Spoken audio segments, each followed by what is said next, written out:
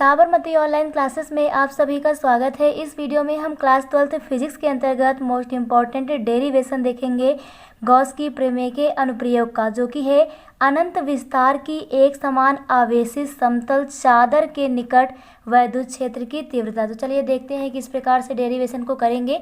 तो सबसे पहले यहाँ पर हम प्रश्न के अनुसार यहाँ पर एक चादर की बात कही गई है। तो सबसे पहले यहाँ पर हम फिगर इसका ड्रा कर लेते हैं। यहाँ पर हम एक चादर बना देंगे कुछ इस प्रकार से।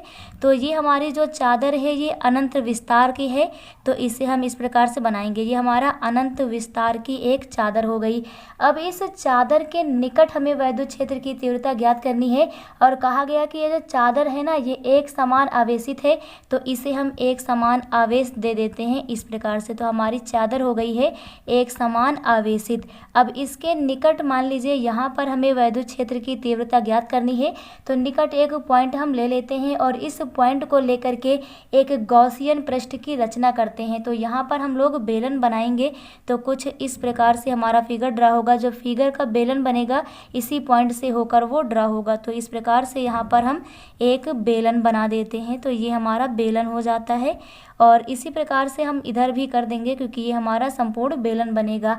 अब बेलन में यहाँ पर एक बिंदु हम मान लेते हैं जहाँ पर हमें वैद्युत क्षेत्र की तीव्रता ज्ञात करनी है, तो इस बिंदु को हम कह देते हैं ओ। क्या कह देंगे इसको? ओ। तो इसी प्रकार से इधर भी हमारा पॉइंट होगा, इसे हम ओ डैश कह देंगे क्योंकि इस चादर के निकट ये भी एक बिंदु है जहाँ पर हम वैद्युत क्षेत्र की तीव्रता निकालेंगे। तो इस प्रकार से हमारे दो बिंदु हो जाएंगे, ओ और ओ डैश हो जाएगा। अब यहाँ पर हम लोग मान लेते हैं कि इस बिंदु पर हमें वैद्युत क्षेत्र की तीव्रता ज्ञात करनी है, तो ये हमारी वैद्युत क्षेत्र की दिशा होगी। और यहाँ पर इस अल्पांश का क्षेत्रफल, इतने का क्षेत्रफल हम लोग मान लेते हैं ये हमारा डी ए होगा। इसी प्रकार से इधर भी हमें वैद्युत क्षेत्र की तीव्रता ज्ञात करनी है और यहाँ का जो क्षेत्रफल होगा ये वाला, इसे हम लोग मान लेते हैं ये हमारा डी ए वेक्टर हो जाएगा। तो इस प्रकार से हमारा फिगर जो है ये ड्रा हो जाता है। ये हमारा गॉसियन पृष्ठ कहलाएगा जो हमने बेलन बनाया है। तो सबसे पहले यहाँ पर हम लोग लिखते हैं, माना एक अनंत विस्तार की आवेशित चादर जो कि है पी क्यू आर एस, जो कि क्या है पी क्यू आर एस है, जिसपे एक समान आवेश जो है प्लस धन का आवेश यहाँ पर आवेशित है। और मान लेते हैं कि इसका जो पृष्ठीय आवेश घनत्व होगा वो हमारा सिग्मा है। तो ये यहाँ पर हम लिखते हैं। तो यहाँ पर हम लिखते हैं कि माना अनंत विस्तार की एक समान आवेशित चादर हमारी है पी क्यू आर एस, जिस पर धनावेश वितरित है तथा जिसका पृष्ठीय आवेश घनत्व सिग्मा है। इस प्रकार से हम लिखते हैं। तो सबसे पहले यहाँ पर हम करेंगे क्या, यहाँ पर इन दोनों, यहाँ पर जो अल्पांश ये लिए गए हैं इन दोनों अल्पांश से जो टोटल वैद्युत फ्लक्स आएगा यहाँ पर हम फाई ई निकाल लेंगे और एक फाई ई हम गॉस के नियम से निकालेंगे और उसके बाद इसका हम कंपेयर कर लेंगे। तो यहाँ पर हम लोग लिखेंगे कि बेलन के, ये हमारा बेलन है, तो बेलन के दोनों सिरों से होकर जाने वाला वैद्युत फ्लक्स को वो यहाँ पर लिखते हैं। तो वो यहाँ पर हमारा हो जाएगा phi E is equal to, यहाँ पर हम लिखेंगे phi E is equal to, यहाँ पर हम इंटीग्रेशन का साइन लगाएंगे। तो यहाँ पर ये जो हमारा वैद्युत क्षेत्र ई है अल्पांश से डी है, यहाँ पर वैद्युत फ्लक्स निकलेगा और इसी प्रकार से यहाँ पर भी वैद्युत फ्लक्स निकलेगा क्योंकि यहाँ पर भी वैद्युत क्षेत्र की तीव्रता ई है और यहाँ पर भी अल्पांश हमारा डी ए है। तो इस प्रकार से जो हमारा फाई ई होगा, क्या चीज़ हमारा फाई वन एक को मान लेंगे, एक को फाई टू कह देंगे। तो मान लीजिए इसका फाई वन होगा, तो फाई वन हमारा कितना हो जाएगा, फाई वन इक्वल टू हो जाएगा vector E into vector D A. इसी प्रकार से हमारा जो फाई टू निकलेगा यहाँ से वो भी क्या हो जाएगा, फाई टू इक्वल टू हो जाएगा, यहाँ पर भी हमारा वैद्युत क्षेत्र की तीव्रता ई है और यहाँ पर भी अल्पांश का क्षेत्रफल डी ए वेक्टर है। तो इस प्रकार से हमारा ये हो जाएगा। तो इस प्रकार से हम फाई वन फाई टू निकालेंगे, फिर इसको ऐड कर देंगे। तो यहाँ से आ जाएगा बेलन के दोनों सिरों से होकर जाने वाला वैद्युत flux phi E is equal to, ये हमारा इंटीग्रेशन हो जाएगा फाई वन प्लस इंटीग्रेशन हो जाएगा फाई टू। तो इसे हम ए के रिस्पेक्ट में इंटीग्रेट करेंगे यानी कि समाकलन करेंगे।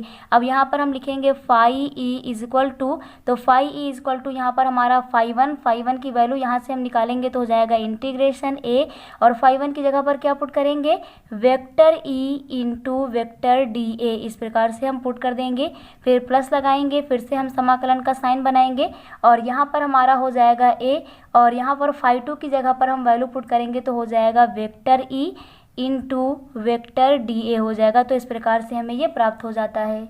अब यहाँ पर हम वेक्टर का साइन हटाएंगे तो हमें मिल जाएगा phi E is equal to, यहाँ से हो जाएगा इंटीग्रेशन ए और यहाँ से हो जाएगा E D A cos theta, क्या हो जाएगा EDA cos थीटा, प्लस इसी प्रकार से इधर भी हो जाएगा, इंटीग्रेशन का साइन ए लिखा जाएगा और vector E into vector DA बराबर होता है EDA cos थीटा। तो इस प्रकार से यहाँ पर हम लिख देते हैं।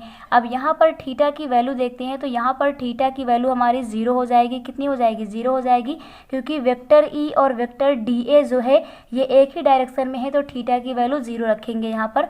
तो यहाँ से हमें मिल जाएगा phi E is equal to हो जाएगा यहाँ से इंटीग्रेशन A हो जाएगा और ये हो जाएगा EDA और यहाँ पर हम cos थीटा की जगह पर 0 रखेंगे तो हो जाएगा cos 0 अंश, प्लस लगाएंगे यहाँ पर, इंटीग्रेशन हो जाएगा A और यहाँ पर हमारा हो जाएगा EDA और cos हो जाएगा ये 0 अंश। cos 0 अंश की वैल्यू यहाँ पर हम देखते हैं तो cos 0 अंश की वैल्यू 1 होती है, तो वो यहाँ पर हम लोग पुट करेंगे। तो यहाँ से हमें मिल जाएगा phi E is equal to हो जाएगा EDA, क्या मिल जाएगा?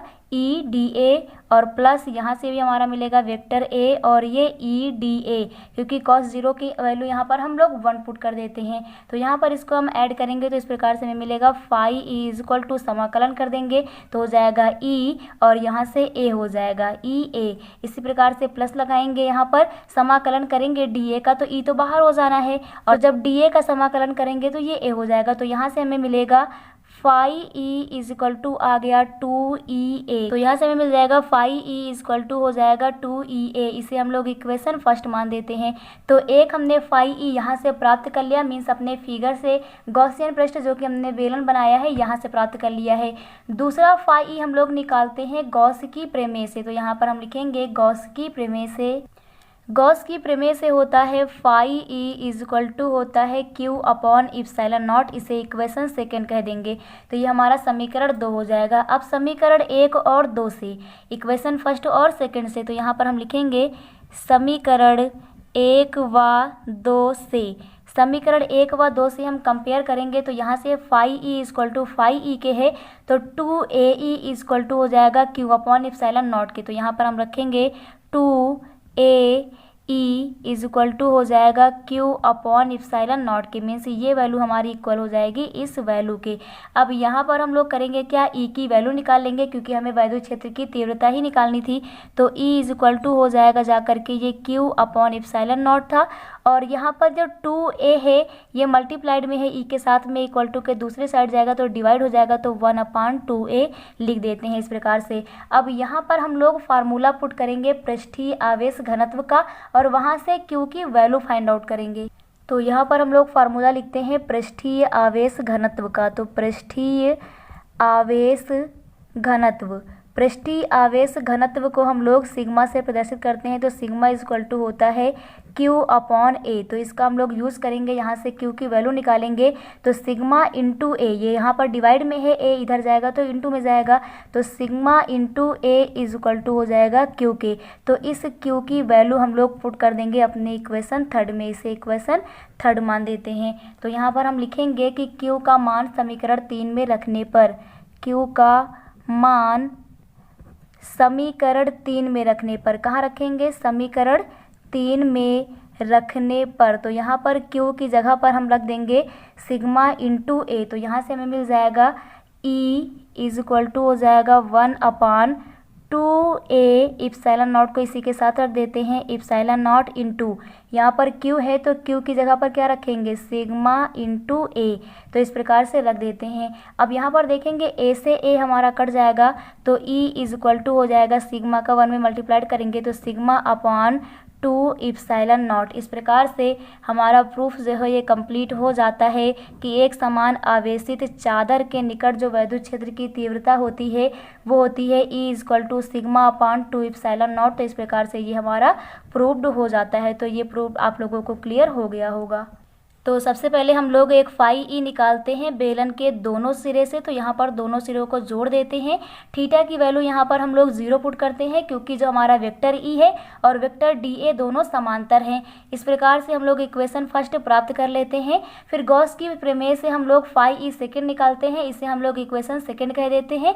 इन दोनों समीकरणों की तुलना करते हैं तो यहाँ से हमें इक्वेशन थर्ड प्राप्त हो जाता है। इक्वेशन थर्ड प्राप्त होने के बाद यहाँ पर हम लोग पृष्ठीय आवेश घनत्व से Q का मान निकाल लेते हैं और इसी इक्वेशन थर्ड में रख देते हैं, तो हमारा प्रूफ आ जाता है कि अनंत विस्तार की एक समान आवेशित समतल चादर के निकट वैद्युत क्षेत्र की तीव्रता होती है E = σ/2 ε0। तो इस प्रकार से आप लोगों को ये प्रूफ क्लियर हो गया होगा। Thank you.